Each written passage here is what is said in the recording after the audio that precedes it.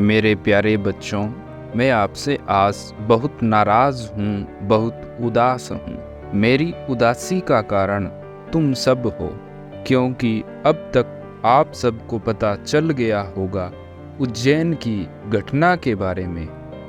लेकिन जिनको नहीं पता उन सभी को मैं बता देता हूँ कि उज्जैन में इंसानियत को शर्मसार करने वाली जो घटना हुई है उसने मुझे भी बहुत आहत किया है। मैं खुद शर्मिंदा हूँ कि मेरे बनाए गए इंसान द्वारा ऐसा कृत्य कैसे हो सकता है। इस दिल दहला देने वाली घटना ने मुझे पूरी तरह झंझोर दिया है। इस पृथ्वी लोक के मनुष्यों की वृत्ति असुर जैसी हो गई है और ये धीरे धीरे असुरों से भी खतरनाक घटना को अंजाम देने लगे हैं।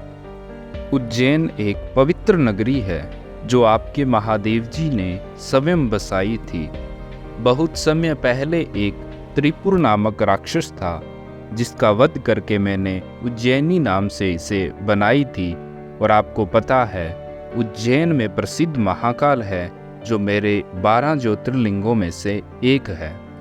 इतनी पवित्र नगरी में इतनी शर्मसार कर देने वाली घटना हो जाती है और ऐसे वहाँ के लोग जिनमें से इंसानियत खत्म हो चुकी है। ये एक ऐसी रोंगटे खड़े कर देने वाली घटना है जिससे मेरी तीसरी आंख भी फड़कने लगी है। मुझे अफसोस है कि मैंने सृष्टि की रचना क्यों करवाई।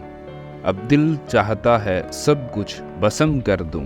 एक 12 साल की लड़की जिसके साथ एक राक्षस दरिंदगी की सारी हदें पार कर देता है, इस बच्ची के साथ बलात्कार जैसी घिनौनी हरकत करता है, उसे बेहोशी की हालत में छोड़कर भाग जाता है।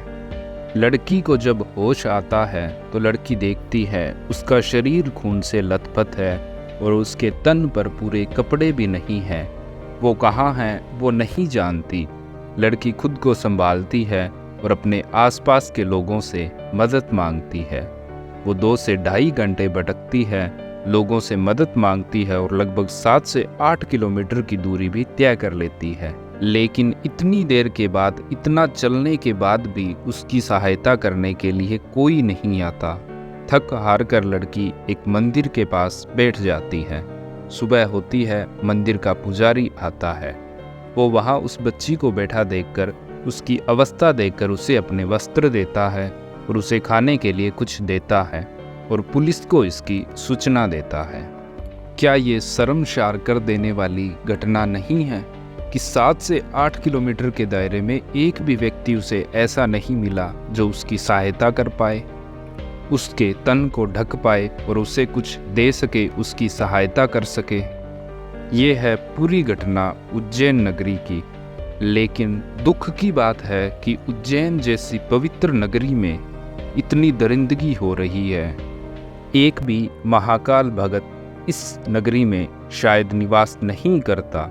यदि करता होता तो मेरी बच्ची की सहायता जरूर करता, क्योंकि मेरे भक्त तो इतने दयालु होते हैं कि उन्हें दूसरों का दुख भी अपना ही दुख लगता है।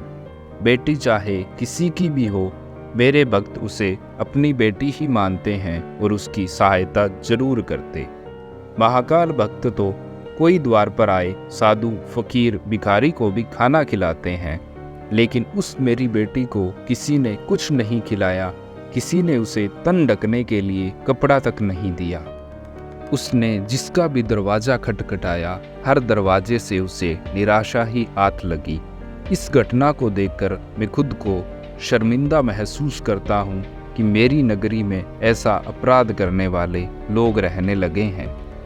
दोषी सिर्फ वो नहीं है जिसने कि इस घटना को अंजाम दिया, दोषी वो सब लोग हैं जिसने इस घटना को देखा है और उस लड़की के साथ ऐसा किया है। इस सारी घटना के लिए कहीं ना कहीं मैं खुद जिम्मेदार हूँ, क्योंकि जिस नगरी में मैं वास करता हूँ वहाँ ऐसी घटना होती है और उसी नगरी में मेरा कोई भक्त नहीं है जो उस बच्ची की सहायता कर पाता, उसको खाना दे पाता और उसके तन को ढक पाता। जिस इंसान के हृदय में पवित्रता नहीं, दयालुता नहीं, ऊंच नीच, भेदभाव, मेरा तेरा ऐसे अवगुण हैं, वो मेरा कैसे हो सकता है। आए दिन इंसानियत को शर्मसार कर देने वाली घटना विश्व में होने लगी है। कलयुग का प्रकोप बढ़ने लगा है।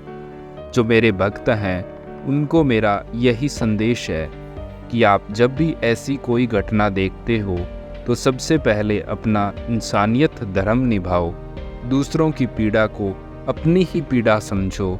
मेरे बच्चे बच्चियां साक्षात देवी का रूप है, उनके साथ ऐसा करना महापाप है, एक अक्षम्य अपराध है।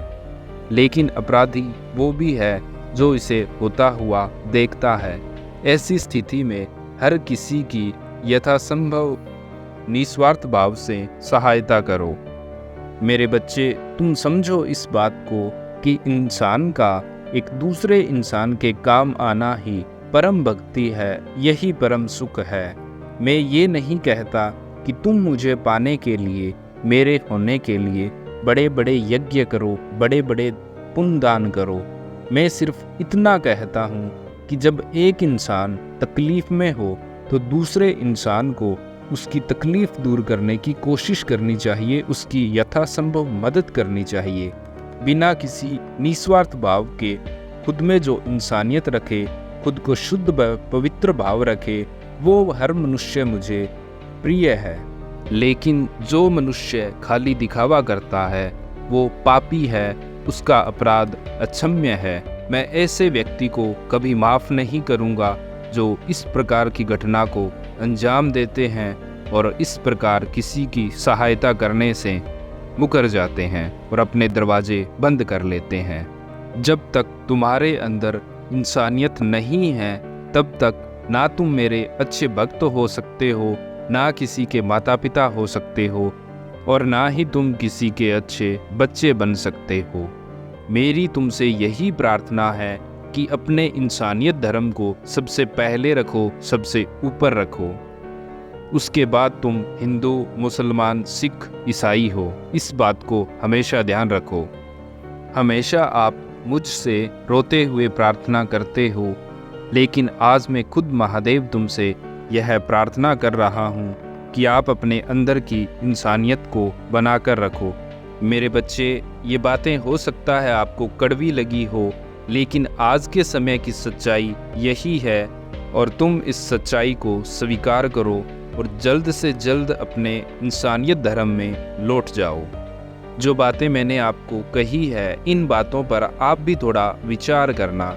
आप खुद सोचो मेरे बच्चे कि उस बच्ची की जगह यदि हमारी बच्ची हो तो हम क्या उसके लिए कुछ नहीं करते? क्या हम उसके लिए खाने पीने की व्यवस्था या उसके कपड़ों की व्यवस्था नहीं करते? तो उसके लिए फिर क्यों नहीं की? क्या इतना गिर गया है इंसान कि वो किसी की पीड़ा नहीं देख पाता? सिर्फ ईश्वर को याद करने से आपको ईश्वर नहीं मिलेंगे। जो कृत्य, जो कर्म ईश्वर को प्रिय हैं, उन कर्मों को करो, फिर मेरा चमत्कार देखो। मैं तुम्हें कितना कुछ दे देता हूँ तुम्हारे बिना मांगे। लेकिन जब भी ऐसी कोई घटना होती है तो आप सचेत रहें और जो संभव प्रयास आप उनके लिए, उनकी सहायता में कर सकते हैं वो करें। तुम्हारा कल्याण हो। ओम नमः शिवाय। हर हर महादेव।